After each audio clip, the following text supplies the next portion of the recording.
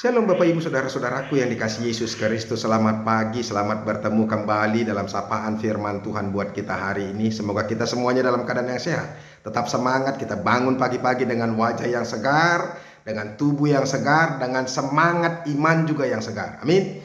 Dan mari kita sambut sukacita kita hari ini bersama dengan firman Tuhan yang meneguhkan, menguatkan, dan menenteramkan, meneduhkan hati dan jiwa kita. Amin. Bapak Ibu Saudara-saudara, firman Tuhan yaitu yang diambil dari 2 Korintus pasal yang keempat ayat yang ke-16. Tetapi sebelumnya marilah terlebih dulu kita menyerahkan hati dan pikiran kita untuk diterangi oleh Roh Allah. Mari kita berdoa. Kasih karunia dan damai sejahtera dari Allah Bapa dan dari anaknya Tuhan Yesus Kristus itulah yang menyertai hati dan pikiranmu sekalian. Amin. Bapak Ibu Saudara-saudara, 2 Korintus 4 ayat yang ke-16 dikatakan demikian. Sebab itu kami tidak tawar hati. Tetapi meskipun manusia lahirnya kami semakin merosot, namun manusia batinnya kami dibaharui dari sehari ke sehari. Demikianlah firman Tuhan. Bapak Ibu Saudara-saudaraku yang dikasihi Yesus Kristus, Rasul Paulus mengungkapkan di sini dua jenis kemanusiaan kita, yaitu manusia lahiriah, yaitu fisik kita, dan juga manusia batinnya, yaitu jiwa, roh kita. Itu yang disebut oleh Rasul Paulus manusia lahiriah dengan antropos, dan manusia batinia kita dengan esoten antropos. Saudara-saudara, manusia lahiriah semakin hari semakin tua, semakin hari semakin lemah, semakin hari fisik kita menurun. Tubuh kita ini semakin hari semakin berkurang kekuatannya. Sehebat apapun kita melatih diri, bahwa tubuh kita ini semakin lemah. Sehebat apapun kita memiliki kekuatan bela diri, ingat ketika tubuh kita semakin tua, maka kita akan gampang dikalahkan oleh orang lain. Maka jangan bergantung kepada manusia lahiriah. Itu yang dikatakan oleh Rasul Paulus ketika ini. Meskipun manusia lahiriah kami semakin merosot, namun manusia batinnya kami dibaharui dari sehari ke sehari. Maka dia mementingkan manusia rohaninya, inward man, esoten antropos, yaitu manusia yang merujuk kepada jiwa dan tubuh. Supaya setiap orang memikirkan, memilih jiwanya, rohnya dari sehari ke sehari itu semakin baik. Yaitu ketika kita mengerjakan kehendak Tuhan. Nah saudara-saudara, ketika orang berpihak kepada Tuhan, mau melakukan kebenaran, mau memberitakan firman Tuhan, ingat secara khusus fisiknya pasti akan melemah. Pasti. Karena dia mengalami banyak pergumulan, sama seperti Paulus, ditindas, dianiaya, mengalami keterjepitan, pergumulan dan sebagainya. Karena orang-orang yang memberitakan kebenaran, memberitakan Injil pasti dibenci, dikejar-kejar. Maka dia akan mengalami pergumulan secara kedagingan ketika itu. Jadi fisiknya pasti akan semakin merosot. Ya tubuhnya dia tidak memikirkan soal makanan yang teratur, tidur yang teratur. Yang penting dia boleh memberitakan Injil, kebenaran itu kepada setiap orang. Dan orang-orang yang tidak teratur seperti ini, maka fisiknya juga pasti akan semakin lemah. Tapi saudara-saudara, lebih baik, itu yang mau dikatakan oleh Rasul Paulus ketika ini. Lebih baik tubuhku hancur, merosot, melemah, tetapi manusia batiniahku semakin hari ke sehari diperbaharui. Itu yang saya katakan saudara-saudara tadi, kalau dikatakan dia lebih memilih hidup rohnya yang terjaga. Karena apa? Karena fisik kita ini tidak akan bisa kekal. Roh yang bisa kekal. Saya ingat sekali perkataan Ip Man. Ada film Kung Fu yang dari Cina itu. Saya suka sekali menonton itu.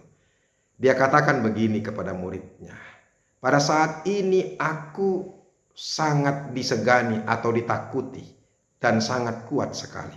Aku ahli untuk melakukan bela diri. Tetapi ingat, 10 tahun atau 20 tahun lagi tubuhku pasti akan melemah. Orang-orang atau engkau akan mudah sekali untuk mengalahkanku. Apa artinya perkataan Ibn itu? Yang mau dikatakan di situ saudara-saudara bahwa apa? Jangan bergantung kepada kekuatan fisik, tapi bergantunglah kepada kekuatan manusia batinia kita.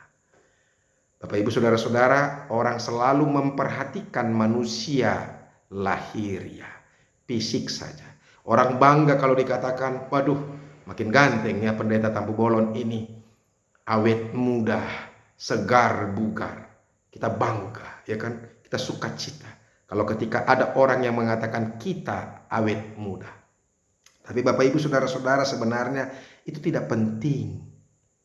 Ya, makanya kadang-kadang ada orang yang takut kena matahari, ya, nggak mau kerja berat, apalagi untuk berkorban melayani orang, misalnya melayani korban yang ada di gempa bumi, bencana alam, Gunung Merapi. Orang nggak kuat, malas, nggak mau. Banyak orang nggak mau juga, sibuk-sibuk memikirkan banyak hal. Karena kita ya kalau kita mau berkorban maka kadang-kadang kita harus kena matahari, ya kan, kulit kita menjadi hitam. Ada orang yang tidak mampu, kulitnya hitam, jelek katanya. Bapak Ibu saudara-saudara, itu yang dikatakan oleh Rasul Paulus. Mungkin tubuh kami merosot dan semakin merosot, tapi manusia batinia kami semakin hari ke hari diperbaharui. Rasul Paulus lebih memilih roh dan jiwanya semakin kuat dan semakin diperbaharui sehingga dia boleh bersukacita bersama dengan Kristus daripada dia harus bersukacita secara fisik tapi rohnya tercampak ke dalam neraka. Bapak Ibu saudara-saudara, sekarang tergantung kepada kita mana yang kita pilih. Kadang-kadang manusia selalu melihat apa fisiknya. Makanya dia katakan ayat 17, sebab penderitaan ringan yang sekarang ini mengerjakan bagi kami kemuliaan kekal yang melebihi segala-galanya. Itu buat Paulus pentingnya kehidupan kekal, ya kan? Sebab kami tidak memperhatikan yang kelihatan. Dia tidak mau lagi memperhatikan secara fisik lagi. Nah, Bapak Ibu saudara-saudara, saya mau katakan kepada kita orang-orang yang selalu memperhatikan penampilan, ingatlah hati-hati. Jangan sampai gara-gara mempertahankan penampilan kita tidak mau melayani Tuhan.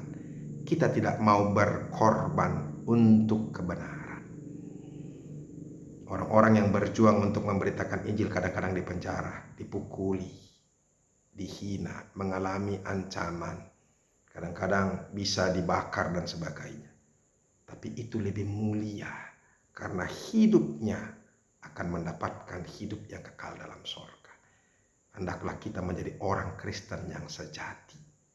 Orang-orang yang memperhatikan kebenaran, berjuang untuk kebenaran, berkorban untuk kebenaran.